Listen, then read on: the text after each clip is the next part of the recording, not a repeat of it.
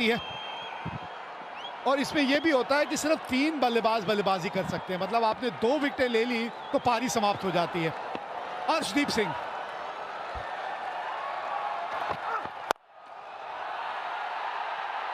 और wicket number 1, एक और विकेट ली और ये इनिंग यहां समाप्त हो जाएगी।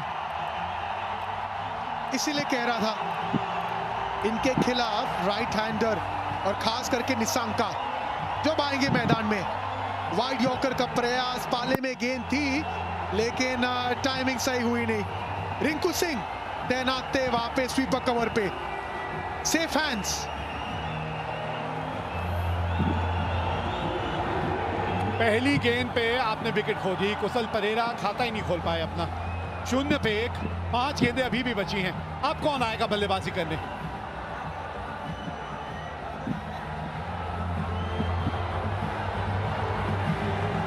ये लीजिए, कमिंडू मेंडिस आए हैं। हम निशंका कह रहे हैं और यहां कोई और ही आ रहा है। कमिंडू मेंडिस को भेजा गया है।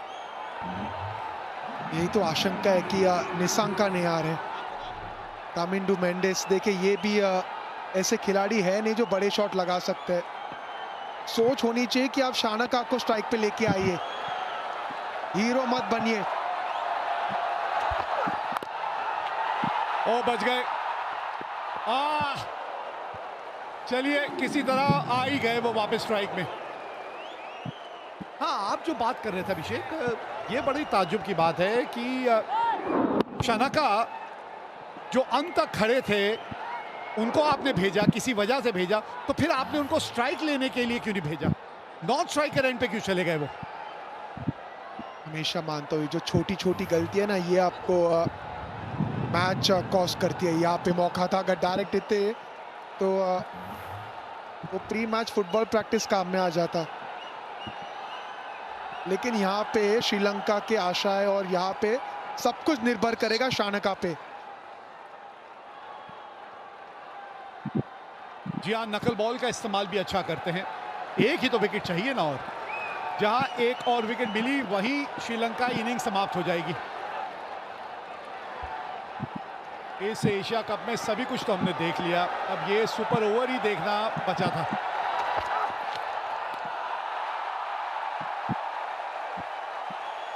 काबिलियत है भाई, बड़ा कंट्रोल के साथ ये जो गेंदबाजी कर रहे हैं ना, ये इतनी आसान नहीं है। बड़ा कंट्रोल चाहिए आपको, ये वाइड यॉर्कर की जो आप सोच रखते हैं, और उसको एक बड़े मैच में ऐसे मौके पे जब आप इस तरह से करके दिखाते हैं ना, वारे न्यारे हैं आपके एक गेंदबाज के तौर पे।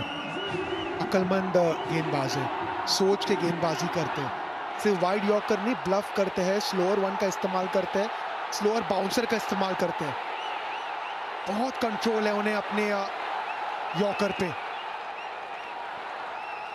अर्शदीप सिंह 3 गेंद 1 रन 1 विकेट अब तक।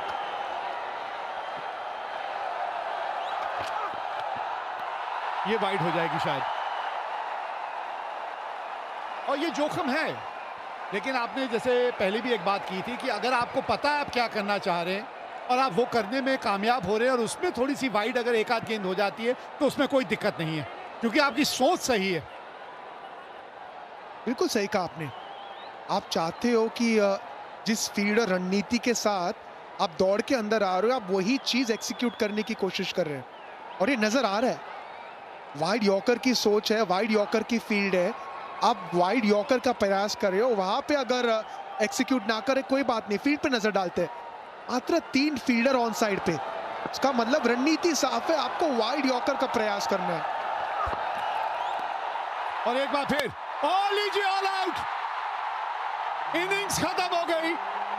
श्रीलंका 2 रन बना के ऑल आउट हो गई, मतलब भारत को जीतने के लिए अब सिर्फ 3 रन बनाने हैं। 2 ही तो रन। गेंदबाज है, वाइड यॉर्कर, वो जो रन था ना, वो रन इसलिए लिया गया था क्योंकि विश्वास नहीं था शानका को। हाथों में थी गेंद संजू सैमसन की, बिल्कुल सटीक गेंद। We have a player's review for caught behind, given out. I check fit, it's a fair delivery. Okay. 12.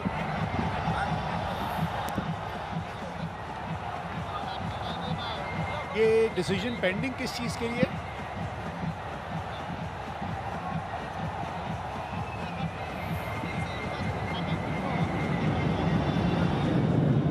ये तो मुझे यहां से रनआउट ही लग रहे हैं। डिसीजन पेंडिंग किस वजह से? स्टन बाय गाजी।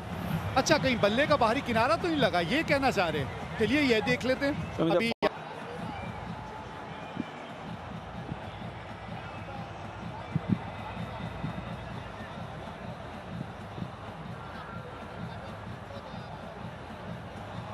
देखिए कंफ्यूजन है, अंपायर ने कॉट बिहाइंड का निर्णय दिया था, तो जो रनआउट हुए हैं ना वो रनआउट माना जाएगा नहीं। थे कह रहे थे आज जल्दी जाना चाहता हूं, अभी उनका शो है 1 घंटे का।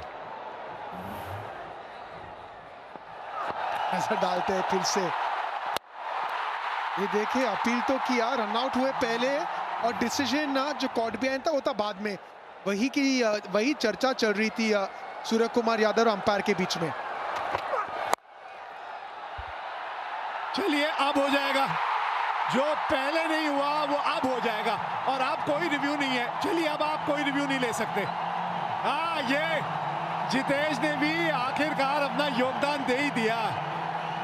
बड़ा तड़प रहे थे बाहर बैठे बैठे, मैदान में आए और कैच भी पकड़ लिया। तो 2 रन बना के श्रीलंका आउट हुई है और मैच जीतने के लिए भारत को बनाने हैं 3 रन। सिंह और अर्षित राणा जो आ जाते हैं, लेकिन हर्षदीप जैसा गेंदबाज ऐसे माहौल में आके इस तरह का ओवर डालता है, कब तक वो बेंच पे बैठा रहेगा? चर्चा करेंगे, लेकिन उसके पहले सूर्य कुमार यादव और शुभमन गिल ये आएंगे भारत को जिताने। 3 रन की आवश्यकता 6 गेंदों में, असरंगा गेंदबाजी करेंगे दोनों सक्षम बल्लेबाज स्पिन के खिलाफ। ये अक्सर होता है ना कि आप जब चाहे वो 3 ही रन क्यों ना हो, जब आपको मैच जिताते हो कॉन्फिडेंस आगे लेके जाते और शायद वो कॉन्फिडेंस लेने आए दोनों। अब कप्तान जो है चलेगी उनकी, अब कप्तान तो शुभमन गिल को कहेंगे नहीं आप स्ट्राइक पे जाइए। हाँ, ये कप्तान होने का फायदा है, क्योंकि पता है शायद दूसरी गेंद आए ना इस मैच की। अगर पहली गेंद पे मैच खत्म हो गया तो शुभमन गिल ऐसे ही वापस जाएंगे नॉन स्ट्राइकर एंड से। कमाल के आंकड़े हैं यार, लाजवाब आंकड़े हैं। ये जो श्रृंखला है उसमें वो असली रूप जो है सूर्य कुमार यादव का नजर नहीं आया, नहीं तो आंकड़े कमाल के हैं उनके T20 क्रिकेट में। 1 शतक ये भी लगा चुके हैं, अब रन ही 3 चाहिए और गेंदबाजी के लिए आए हसरंगा। देखिए इसके पहले जो एक 20 ओवर का मैच हुआ था ना, उसमें सूर्य कुमार यादव स्वीप कर रहे थे, हसरंगा गेंदबाजी कर रहे थे, फुल गेंद थी, मिस हुई और आउट हुए थे LBW। अब पहली गेंद पे क्या शॉट खेलेंगे सूर्य कुमार यादव, क्या गेंद डालेंगे हसरंगा। लेकिन जो आप चर्चा कर रहे थे अर्शदीप के बारे में, जितनी तारीफ करें उतनी कम है, क्योंकि अक्सर हम लेफ्ट आर्म तेज गेंदबाज की चर्चा करते हैं। ये जो वाइड यॉर्कर एंगल के साथ इस्तेमाल करते हैं ना, वो आसान नहीं होता और वो हर कोई गेंदबाज कर नहीं सकते। 3 रन की आवश्यकता भारत को जीतने के लिए। कप्तान सूर्य कुमार यादव स्ट्राइक पे।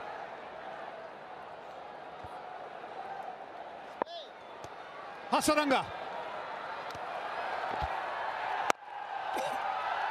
और ये लीजिए, गैप मिल गया है, 3 रन दौड़ जाएंगे क्या? जी हाँ, पहली गेंद पे ये मैच है तमाम, जीत गई मुकाबला भारत। सुपर ओवर की बात आई थी, 2 रन बनाए थे श्रीलंका ने और पहली गेंद पे ये मुकाबला भारत ने जीत लिया। अच्छी टीमों की ये तोड़ देती है अकड़। अरे इतनी मजबूत इस खेल पे है टीम इंडिया की पकड़।